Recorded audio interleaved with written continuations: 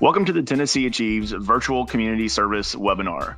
These webinars are designed to provide you, Tennessee Promise students, with an opportunity to learn more about college success tips, careers in your potential field of study, and other topics we think you will find interesting while you are navigating your educational journey.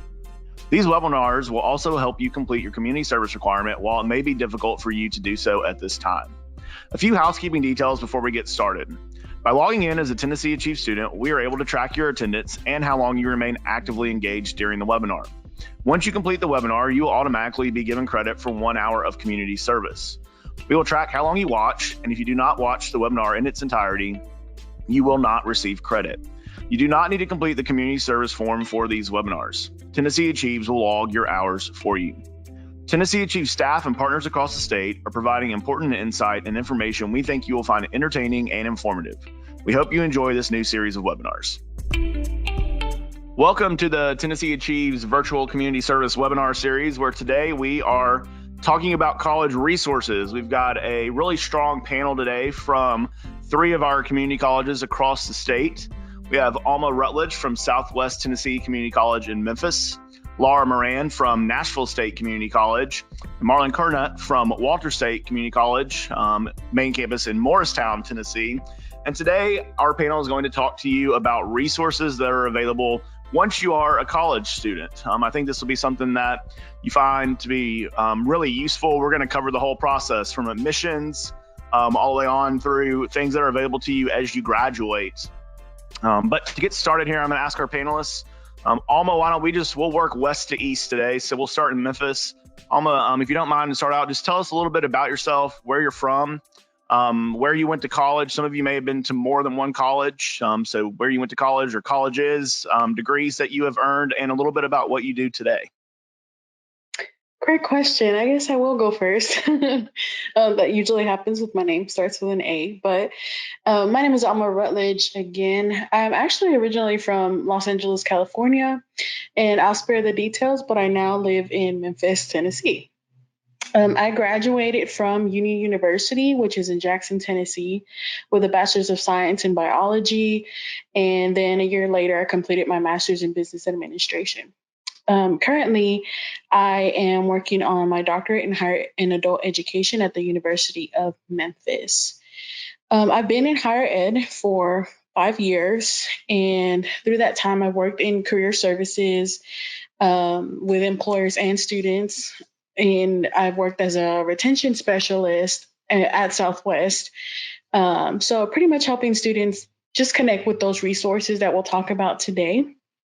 And now I'm the project activities director for our IDEAS Title III grant, which is a 5-year grant that will help us kind of restructure our curriculum, just be more data informed to make sure we're serving students well, and also bridge the achievement gaps that we do have and we realize we have by providing just supports inside and outside the classroom.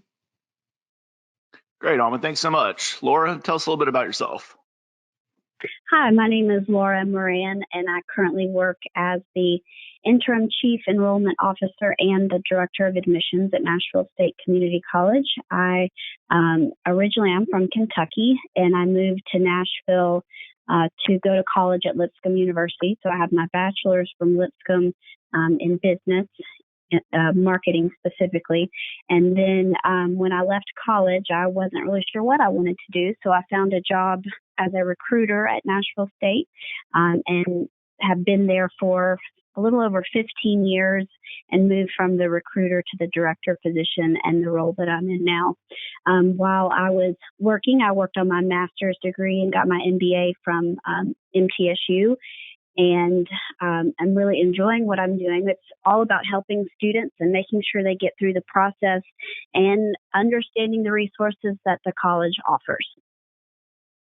Great, Laura. Thanks so much. Marlon, tell us a little bit about yourself.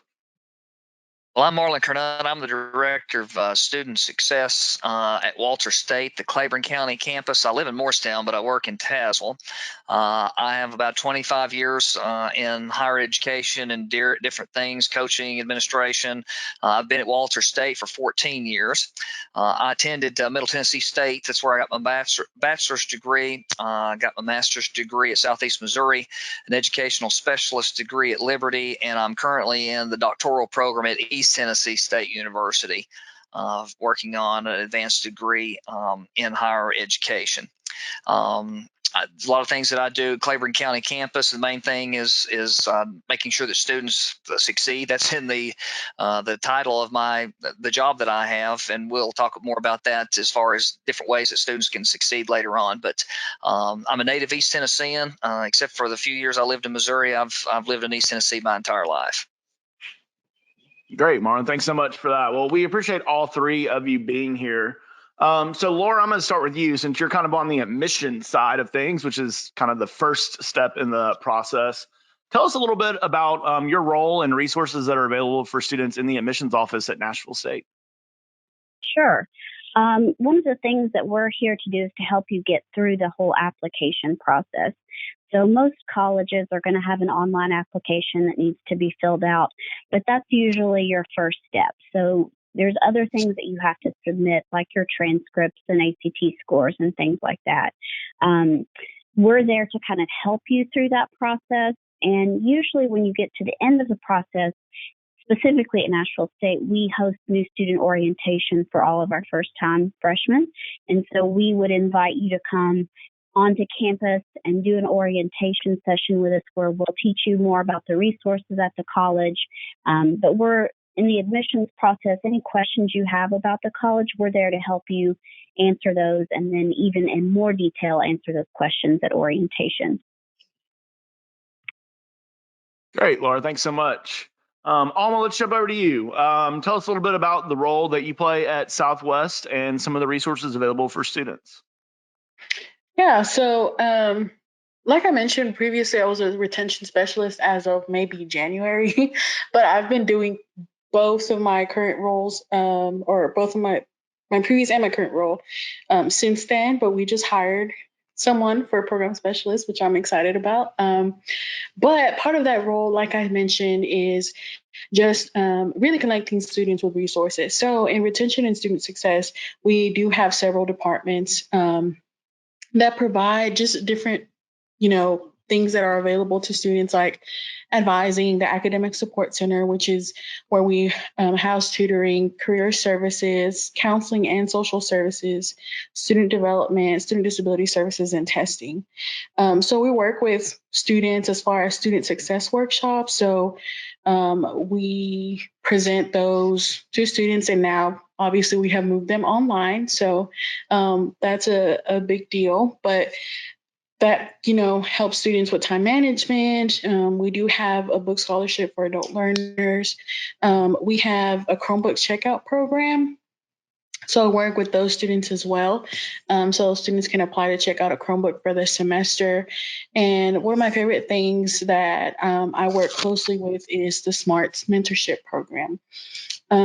Basically, we pair students with faculty and staff who sign up and volunteer to mentor students and help pretty much answer any questions, because you just need that one person that will help you and that you feel comfortable with asking those questions. And so that's kind of what your SMARTS mentor is meant to do, just be that one person that connects you to the rest of Southwest. Obviously, there's more people that can do that as well, but this is just a natural touch point, I guess, for you to have. Great, Alma. Thanks so much for that. Marlon, tell us a little bit about your role at Walter State and some resources that are available for students. The several things that I do, probably the two biggest are advising and dual enrollment. I'm the academic advisor for many of our students. I can advise in multiple majors across multiple disciplines. I also coordinate our dual enrollment program on the Claiborne County campus and assist students that while in high school were taking dual enrollment in making that transition into the college as a full-time student once they graduate. Other things that I do is recruiting, like college fairs, things like that, campus tours, arranging for tutoring for our students, any kind of academic assistance that they may need. Those are the major things that I do on our campus. Great, Marlon. Thanks so much. Laura, the admissions process today, it's hard for, I guess I'm going to step out on a limb here and say most colleges probably aren't offering tours at this time. So what can a student do to learn more about a college right now? What are some opportunities for students to, we talk so much about picking the right college and picking a good fit, and it may be tough to get on campus right now. What else can they be doing to learn about colleges that are available? So, Graham, I think we have a unique opportunity right now in that if you look probably across all of the colleges, all of the community colleges, I would guarantee that we are all doing something very similar, and that is allowing students to set up Zoom appointments or phone calls so that you have one-on-one interaction with someone. And then we could, we can't obviously give you a tour through Zoom because we're at home as well, but we can talk to you about the college and about the resources and answer any questions that you might have. So I would say look on the college's website and look for those opportunities to connect with an admissions counselor or a success coach and really just reach out to them and ask questions. Are you hearing maybe any common themes from students right now, or some frequently asked questions that you might be able to answer before students even have to call? Yes. So one of the things that we're hearing a lot about right now is how am I going to get my transcript to you? And it sort of depends on your high school and how they submit transcripts. So a lot of high schools are using electronic transcripts. And that's fantastic because they can send those remotely. We don't really have any idea how long we're going to have to be at home. But, I would just say don't panic about your high school transcript. There will be a way for us to get those for sure. And then ACT scores, most of the time students can log into their ACT account and download those scores. And most colleges will accept those electronically. So if you have access to do that, I would do that as well. Thanks, Laura. That's really good advice for students that are we're hearing some of those same questions, a little unsure about the admissions process right now. Alma, I think you are our most recent college graduate on the panel, and you are working directly with students to help make sure they're successful while they're in college. How do you draw on your experience as a fairly recent college graduate while you're working with students today? Yeah, so part of, so when I was in undergrad, I was involved on campus. I was part of an organization, but my senior year, I was elected president, which was awesome. But I ended up getting a scholarship that pretty much required me to work on campus. And as an extreme introvert, it was kind of scary because I was in career services. So I did end up having to answer the phone, and it was just terrifying. But once I got past that and I did it more often, it really helped me develop that customer service skill. And so it was really a growth environment for me. But also because I was in that office, I also got to learn a lot of cool things about what they did. So just, again, making sure that my resume was great. Again, I am introverted. So interviews were not my favorite at all. And I feel like that's the case for most students as well. It's just hard, but they helped me with those tips. And so the reason I bring that up is because once I graduated, I was just like, okay, what do I do now? But because I had built those relationships with the career services team, they were able to help me understand maybe what I can do next. So I was planning on going to vet school, and that's a long story about why I didn't go, but I ended up coming back to get my MBA. And so the next question again was, well, how can I afford it? But because I was able to build those relationships, I had one of my mentors was actually in career services. And so she told me, hey, we're hiring a graduate intern. And I was like, okay, well, I'm about to be a graduate student, so I think I would be perfect. But then that's how my career in higher ed developed, basically. That's where I started. And so I say that to say, it's always great to get plugged in. And I've had students, this is also a side note, but when I was working in career services, I would have a student who I'm thinking about a certain situation, but he came in and, I was offering all the things that we did. So, hey, let me call this employer for you, because a lot of what, you know, I learned as a student was you have to know people. Like it's about who you know a lot of times. And so he decided he wanted to do it on his own and not utilize that resource. And I was like, okay, well, let me know if you need anything. But then later on, he came back and he was just like, I try to do it on my own and nobody, it's not really going well. And so we were able to get him taken care of. But sometimes it's, it just takes that extra push, because these are people, these resources that we have are set in place because we know that, your academics aren't going to be everything. You're going to have that, those skills, like the ones that I gained by just answering the phone, to really help you move on to the next point. So that really helped me. And even, I met my husband in college, but as a student, I was just like, hey, you really need to go to career services. And he's in the field of social work. So it's a different field than I'm in. But, when he has applied or sent employers his resume, they think it's like the best resume ever, but that's because he used those resources. So that's kind of why I'm a huge advocate for using those resources and getting plugged in and knowing people, because really, like, it's more than just your academics at the end of the day. Yeah, I think that's really good advice. And I do want to talk a little bit more about career services a little later on today. But Marla, I'm going to kick it over to you. Tell me, I think when students think about college success, a lot of times we're only thinking about success in the classroom. Did you get an A? Did you get a B? Are you passing your classes? Whatever that might look like. But we also know that students struggle with things outside of the classroom. So, kind of what all falls under the category of student success, and what's available for students that may help them both in and out of the classroom? Well, a lot of times the transition from high school to college can be a little bit of a shock, especially for rural students like that we serve. And I'm sure this is probably the same in Memphis and Nashville and urban backgrounds, that a lot of the things that they did in high school or didn't do in high school kind of comes as a shock to the things they have to do or they can't do in college. For example, I'll just use my own example. A lot of the things I did in high school and I didn't do in high school made my first semester in college very difficult. I didn't have good study skills. I wasn't ready academically. I wasn't ready socially, emotionally, anything.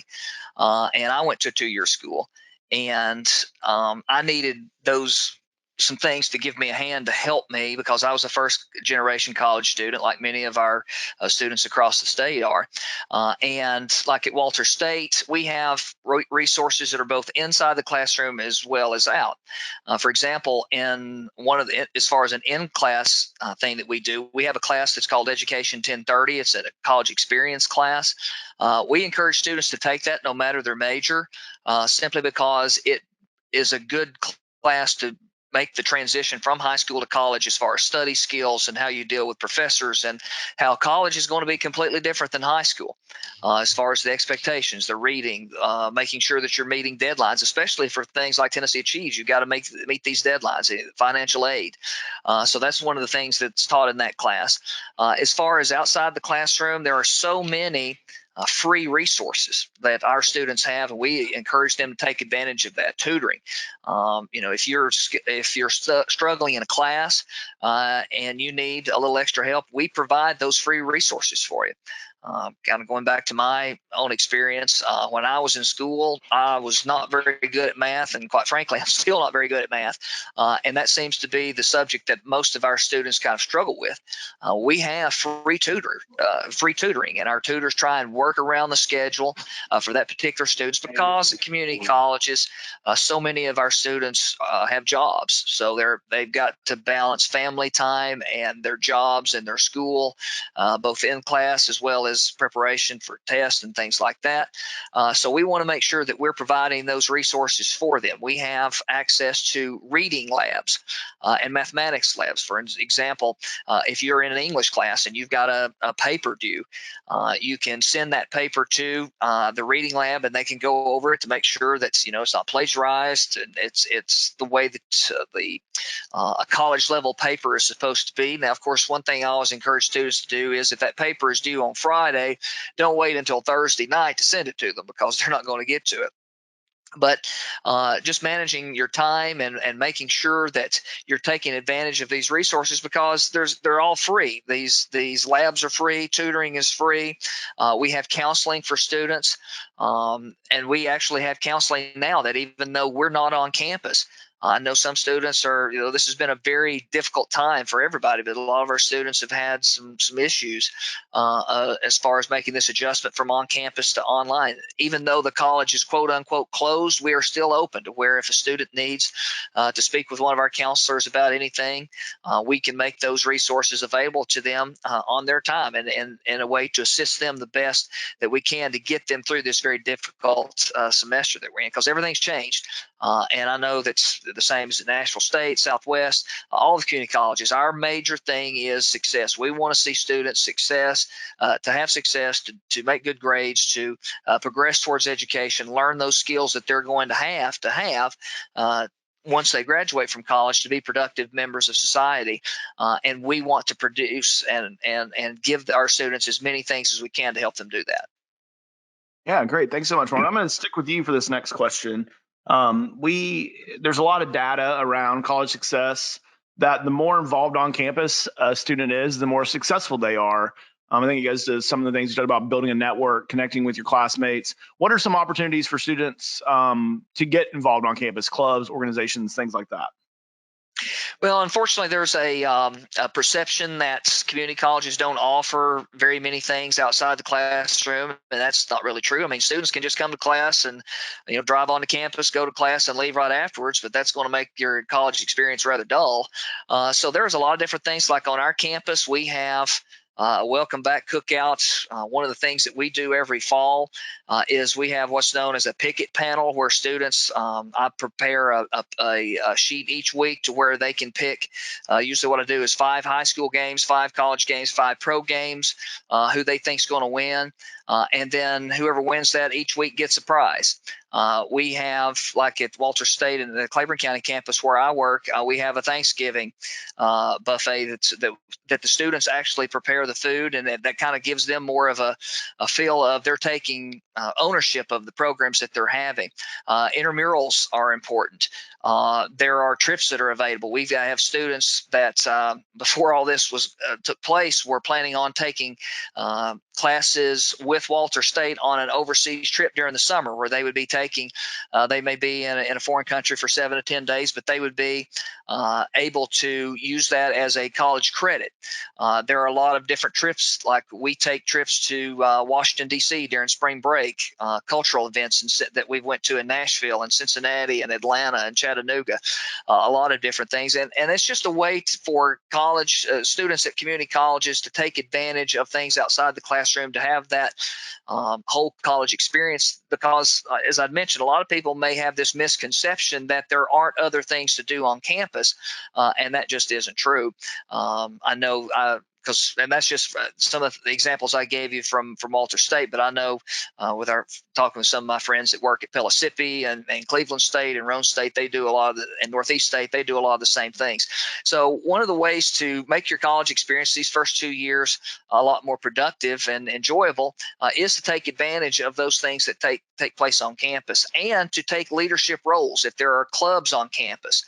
One of the things that a lot of employers will look at to see if you can make a 3.8 grade point average and all of that, but they'll also look at your resume to see, do you have those leadership skills as far as being like an officer in a club, or student services as volunteers, or trips that you can go, like mission trips or community trips where you can assist people in your community across the state and indeed across the world. So it just allows students to take ownership of their education and learn more than just what they're learning in the classroom itself. Yeah, Mark, I think that's really good advice. I was in college president of a 150-person organization, and I know I learned a ton about working with your peers and working with the administration at the college and working with my peers' parents. And it was really a lot of life lessons were taken from that. Alma, you care to elaborate a little bit about what's available at Southwest in terms of students getting involved on campus? Yeah, for sure. So a lot of what Marlon said, we also have those services as well. Currently, we have 40 clubs and organizations on campus. And student development present, and like a lot of people don't know that, but we also have SGA, the things that students have been involved with in high school as well. We have SGA, we have campus activities board where, they get together and they pretty much plan out which activities are going to take place and what the students are asking for, and they serve as the students' voice. We have just several other organizations, but Student Development presents a Student Leadership Institute as well. And so it's pretty much like a 3-day retreat that they take with about 40 student leaders, and they don't necessarily already have to be in a club, but really, they go through a book, and it's pretty amazing. But they go through a book and they have different faculty and staff just presenting maybe a chapter in a book. But it's a really great team building activity. And like Marlon was saying, even just being a volunteer in an office as well, like my experience working in career services as a student, really, one, it helped me get to know students who I've never seen before. So, you get to connect with your peers. And two, again, just building those skills. And you never know, like, having a career in higher education might be for you and you just didn't know it yet. So it, just helping build those connections. I'm trying to think, but Marlon pretty much covered a lot of what we do as well. Intramurals. We have a game room as well. So students go in there between classes and just play a game. I don't know what kind of system they have in there. I want to say it's a PlayStation, but I'm not really sure because I don't go in there often. But we have those types of things as well. Great. Thanks so much for sharing that. Laura, I want to ask you a little bit different question. You had talked about in your introduction when you were in college, and maybe you said after you graduated from college, you weren't really sure what you wanted to do. What advice do you have for students? I know when I went to college, my dad really kind of pressured me into picking a major, and it didn't take me very long to realize that was not at all what I wanted to do. So what advice do you have for students as they're thinking about college and starting college that maybe are undecided, don't know what they want to major in yet? Well, the first thing I would say is that is perfectly normal, and it is completely okay to not know. I think every college has a resource to help you help navigate that. And some of that you will figure out in your classes. Maybe you are drawn to one subject more than another. So some of it is just getting involved in your classes and learning. But if you're still kind of struggling, every college has a career services office, and they typically have career assessments that you can take as well. At Nashville State, we have something called U Science, and it's an aptitude and interest assessment. And so it looks at what you're interested in, but also what you're really good at. And it gives you a list of career options. And so you could start exploring those options and seeing how much money they make and how much school it would take in order to be in that career field. So I would say those career assessments, they're offered on your campuses. Definitely take advantage of those. And then I would also say when we're able to get back into the real world, you guys have the option of doing job shadowing. And I think that is a very helpful tool to actually let go and shadow someone in their job. And you can see exactly, if that's something that you're interested or something that you're not interested in. So I think that's a great opportunity that you guys allow students to do as well. Yeah, thanks, Lauren. And Alma, I'll kind of open that up to you guys as well. What advice do you have for students that maybe when they start, they're undecided, or for students that have started college and want to change their major? What advice do you have for them? Okay, I'm unmuted. Yeah, so pretty much what Laura said, just take advantage of those resources. Again, career services. At Southwest, we use, it just slipped my mind. It'll come back to me, but we use a pretty much similar system to help you kind of see what field would fit what your interests are. But also, the job shadowing is just super important, right? We had a student who she knew she wanted to be a nurse for her whole life, and then she got into her first clinical and passed out. And so it's just taking that time to figure out that maybe what you thought you wanted to do is maybe not what you want to do or you should be doing.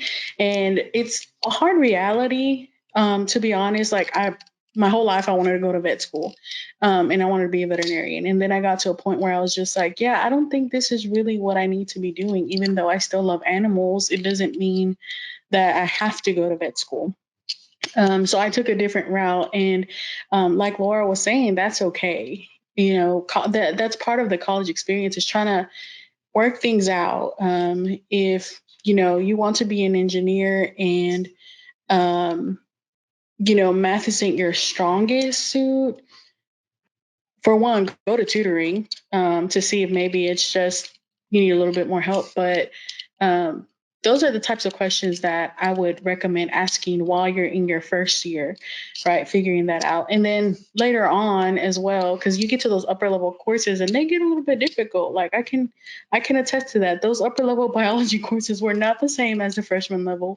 But same thing, keep asking yourselves that question. Okay, so can I do this for, a long time? And it's okay if you can't, but that's why we have people on campus that will help you talk through those questions, talk through those things, and see if you do need to change your major. But also, if you are considering changing your major, talk to the faculty members of that other major. Like, what has your experience been in? Like, let's say I wanted to change to nursing. What has your experience been in nursing? What do you think an ideal student looks like? Even though there is no ideal student, but what are your expectations of nursing students, or who are usually the students who succeed in this major? So that's just to elaborate a little bit, but I could go on, so I'm going to stop and I'm going to let someone else answer. No, I think that's really good. Marlon, I'm going to ask you to maybe elaborate on something that she just mentioned. I think, and you can wrap this into if you have more advice around changing majors or just as a resource in general, but I think one of the best resources for students are often overlooked, and they're standing or sitting in the classroom with them every single day, and that's their college professor. We did an entire webinar on why it's important to get to know your college professor, and we've also done a lot of webinars on career fields, so I would suggest students check out both of those things. But talk about why utilizing your professor is so important, and why they're not scary, why they're approachable. Well, especially at a community college, it's a lot different than at a large four-year university. Like for all of our classes in the campus where I'm at, the biggest classroom we have has 30 seats in it. So you're not going to be in a classroom with any more than 30 students. Wherein if you were at a larger state university for those freshman and sophomore level courses, you could be in a classroom with 500. And it's a lot easier to get to know a professor, and for a professor to get to know a student if there's only 30 people in the class as compared to 500. So that's one of the major advantages for Walter State or Nashville State or Southwest or anybody is just small class sizes, and that does allow you to get to know that professor. It's interesting that you asked about that yesterday. One of the things we've been doing while I've been out is doing academic advising. Of course, I've had to do that over the phone. And I was talking to one of our return students, and I was asking him how the transition from the on-campus classes to online went. And I've asked all of our students that as I've advised them, and almost a person, it's like, well, it was a little bit, bumpy at first, but now I'm into it and everything seems to be going well. None of our students, the ones that I've talked to so far, are freaking out or just really having any major problems. But this student that I was talking to yesterday, just really, he called two of his professors by name, and he said these two have just really made this transition a lot easier. They've checked in on me. They've made sure that not just me, but all the members of our class are doing okay. Do you understand the material? Are you getting behind on it? Is there anything I can help you with? And just encouraging them to make sure that they keep up with their studies during this difficult time. And he had taken, one of the professors, he had taken the first half of a science class, and he insisted that he would have the second half of that science class with with that same professor instead of another professor. So that's one of the things that I think students can get to know their professors really well, to where they build that rapport, where they build that trust with that particular professor. Because again, there's only usually 15 to 30 people in the classroom, and each professor wants to make sure that those students are doing very well, and they can build those positive relationships as far as helping them.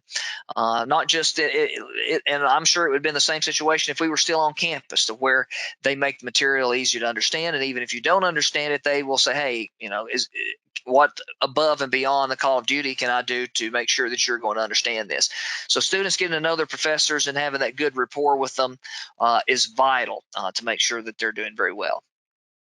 Yeah, I think that's really good advice, Marlon. I know that as I went further along in my college career, I realized just how important a professor can be, especially for students that are thinking about transferring to continue their education. You're going to need letters of recommendation, and if your professors know, they're going to write those things. And so, kind of a nice segue into what I wanted to talk about next, which is transferring. About 85% of our Tennessee Promise students tell us that they ultimately plan to transfer to a four-year university. But only somewhere in the neighborhood of about 15% of them actually do. So, Laura, I'm going to start with you. If you have a student that has come to Nashville State and they sit down with you and they say, hey, I want to go to Nashville State for a couple of years, but I really want to transfer to MTSU or UT or Memphis, kind of what is your advice? And then Marlon and Alma, if you want to pick up from there, as students are getting further along in their careers, at the community college, what can they be doing to make sure they're successful in a transfer? But Laura, we'll start with you. Early plans. Yeah, so I think it's important to identify or start to identify which colleges you may be interested in transferring to, and so set a target. It doesn't have to be one specific school, although you may in your head already know where you think you want to go. I'd explore 2 or 3 different transfer options. And then either with your success advisor or success coach, or, community colleges call that point person, something different at every school. But sit down with that person and let them know that you're interested in that specific school. And a lot of the community colleges have something that's called dual admissions with 4-year partners. So, for example, if you start at Nashville State and want to go to MTSU or TSU or Austin P, we actually have dedicated people that work at those colleges that are on our campus. And so they have designated times that they meet with students that are interested in transferring. And so we would want to know that so we could get you in touch with that specific point person, and then they can start exploring what your transfer would look like. And I think it's important to kind of know that early on just so you can start having those conversations. And maybe by the end of your first year, you have a better idea of where exactly you want to go, what GPA you need to maintain, and things like that to get into that school. A great thing that the colleges also do is that if you graduate with your associate's degree, then and you have a certain GPA, a lot of those colleges are offering transfer scholarships. So you want to be in front of that and ready to accept those scholarships when it's time to transfer.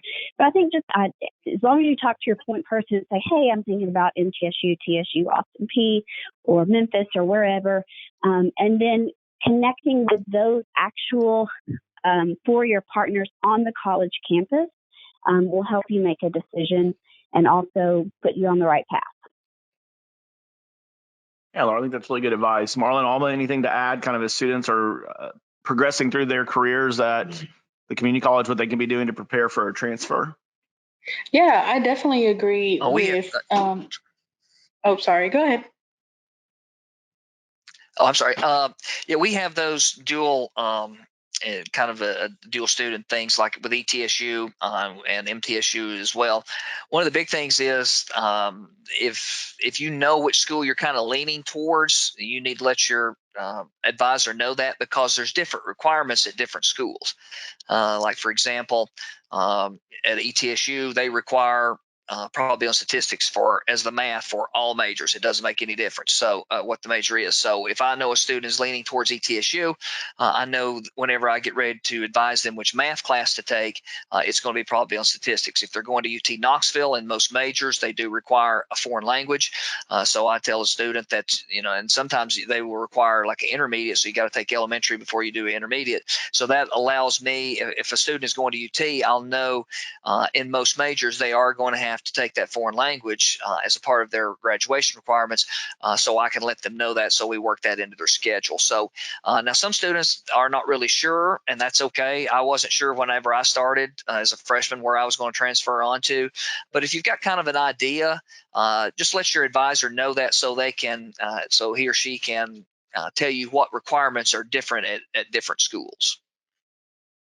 One other thing I thought about too is that, I'm sorry, you may hear my dog in the background, is that a lot of the community colleges have transfer fairs, and so they'll invite, 10, 20, 30 different colleges to come on campus to talk to students. And I would really encourage students to visit those fairs and talk to the colleges where they may have a program you're interested in transferring in, just because you never know what kind of scholarship opportunities are available.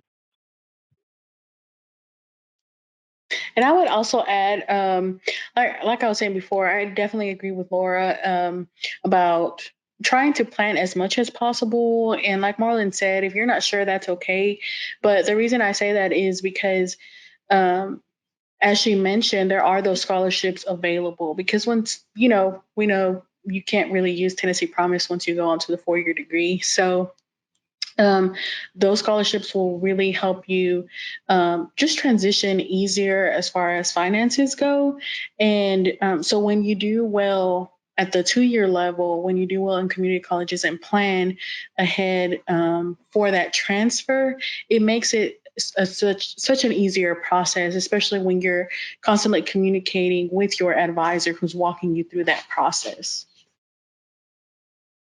Yeah, I think that's really good advice. And, for Tennessee Promise students, there's a lot of opportunities out there. I think one of the great things about Tennessee Promise that maybe we didn't always see coming was that it's required our 4-year universities to recruit students very differently. And there's a lot of scholarship money available for students that graduate from the community college and specifically from Tennessee Promise that want to transfer. So we appreciate the three of you guys kind of talking a little bit about your expertise inside of the college resource topic. But we always like to kind of wrap these up with 3 questions. And I'm going to kind of wrap the first 2 questions into one two-part question. Alma, we'll start with you, but what is one thing that you know now that you did not know while you were in college that you wish you knew? And you can kind of roll it into what is your one biggest piece of advice for students? Yeah, so I think for me, one of the biggest things, and I still struggle with it today, but I do a little bit better, that I wish I knew. And my biggest piece of advice is ask all the questions. There really, I know we say that all the time, but there really is no such thing as a stupid question. Higher ed, being in college, and you might hear my dog, sorry, but being in college, we kind of speak our own different language, right? Especially with all these different things going on, talking about verification with financial aid and just enrollment and admissions. And we have all these different terms, right? So just make sure you ask those questions. And that's why getting plugged in is one of my biggest pushes to students. It's just getting plugged in with somebody. It can just be one person, but somebody. So that you have that one person you can ask questions to, because like I said, it's just a whole new world, honestly, not to make an Aladdin reference, but it is a new world. It's completely different. And like Marlon was saying earlier, he mentioned it's a completely different world. And I agree. And it doesn't matter where you were in high school. I was a straight A student in high school. And I say that just to say, I still wasn't prepared for college. I still didn't have the right study skills. That's something that you have to gain, but it all comes from just asking the questions that you have and making sure that you fully understand not everything, because it's just a lot of information, but as you go along, you fully understand what the next step is. Yeah, I think it's really good advice. Asking questions is so important, and I think it takes some growth, sometimes some maturity to realize you're probably not the only person with that question, and being the first one to kind of be brave and ask oftentimes is really important. Laura, what about you? Right. What's something that you wish you knew back when you were in school, and maybe some advice for students? Almost stole mine. I always say to ask questions. But I think a part of that is being a little bit vulnerable, because there's this expectation and there's this pressure on students that you have to know everything and you have to do it right and it has to be perfect. And I think as a society, we've started to become afraid of failure. But I'm not saying I want you to fail your classes. I'm not saying that at all. I'm saying that if you're having trouble in a class, and you start to feel that stress and that pressure, then that's time to reach out to someone. And whether that's your faculty member or your success advisor or your success coach, that we want to be there for you, so that when you feel that pressure and that stress, you can come and say, I don't even know what to ask. I'm just feeling like I'm not doing well. And then we have the supports to put around you to help you do better. So you have to be a little bit vulnerable as a college student and realize it's okay that you don't know everything. And just navigating something brand new, you won't know everything. And that's why we're here, to be able to support. But my other thing, other than just asking questions, I always tell students to show up, because if you're coming to class, if your instructor knows that you're there, they see that you're putting in the work, they will work with you. And a lot of times, I remember when I was in college, I was terrified to talk to my faculty members. I have no idea why I was. I guess I was a little bit shy, but I was always so scared to ask them questions. But sometimes if you don't want to do it in the classroom setting, go to them one-on-one, either before or after class, and talk to them. But I think that's what I would say. Show up and they'll be there to help you. Yeah, that's really good advice. Marlon, what about you? I think the biggest thing, and I tell our students this all the time, is time management. If you can master time management, you can master college, just because you've got to, for the first time, you didn't really have to worry about this primarily when you were in high school, but you've got a lot more things that you've got to juggle now, as far as a job, as far as going to class, as far as building in time to study. And the students that, and I've seen this over my 25 years in higher education, the students that could manage their time well are the students that did well in college, because you can go to the extreme on either side.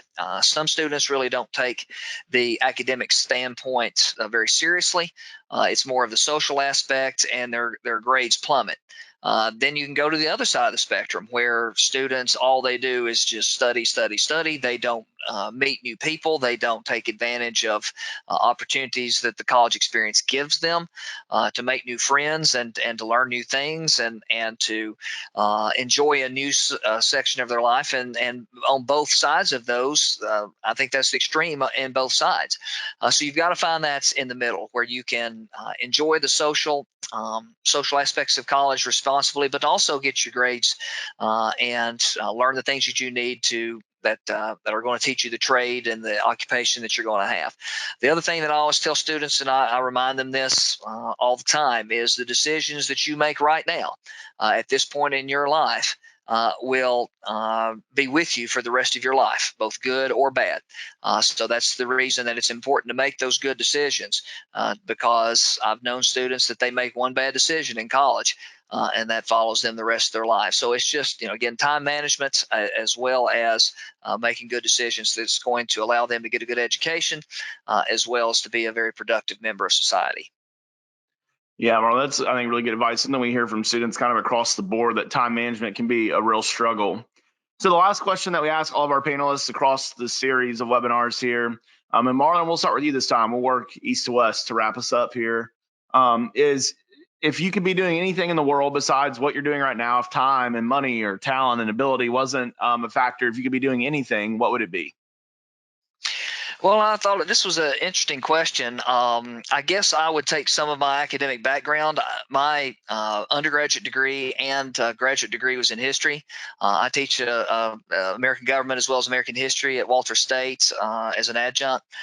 And if I could do anything else, I think that a really neat job would be to be like a park ranger at a national park, like at Gettysburg or Chickamauga or Lookout Mountain. I've been to all of those, and they have park rangers that go around and as you're taking the tour, they tell you all about the history of that.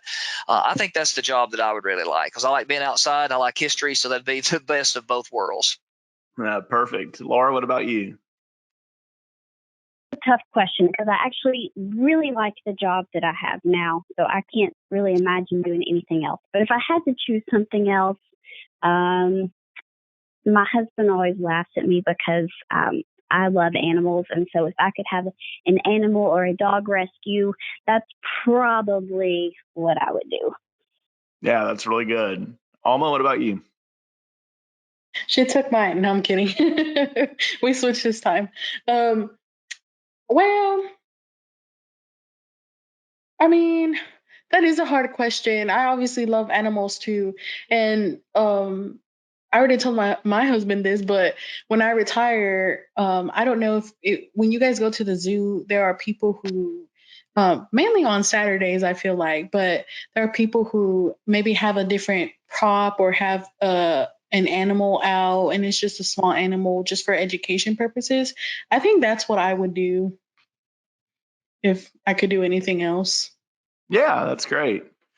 We had someone yesterday that talked about having an animal rescue. Well, Alma, Laura, and Marlon, we appreciate you all joining us today and talking about different resources that are available for students on college. You have all supported our program in so many ways over the years. Marlon, I meant to say this after your introduction, but I started working at tnAchieves 11 years ago. Marlon was one of the first people that I met when I started at tnAchieves. So it's fun to have relationships that last this long. And Laura, you've become a good friend. Alma, I'm just getting to know you, but look forward to working with you guys and appreciate everything you've done for our program over the years. Awesome. Grant, thank you. Thank you. Thank you. For our audience today, for our students that are listening, please hold for just another minute. You're going to get some instructions on how to make sure this counts towards your community service requirement. We do appreciate you listening today. We hope that you will listen to more of our webinar series at www.tnAchieves.org. And we hope that you have a great day. Thank you for watching this installment of the Tennessee Achieves Virtual Community Service webinar. Your attendance will be automatically recorded and your 1 hour of community service is being credited to you. Please click Submit on this screen to ensure that your attendance is recorded for you. For this community service opportunity, you will not need to complete the community service form. We hope you found this opportunity to be engaging and informative. Please watch more of this series by visiting www.tnachieves.org. We hope you have a great day. Thank you.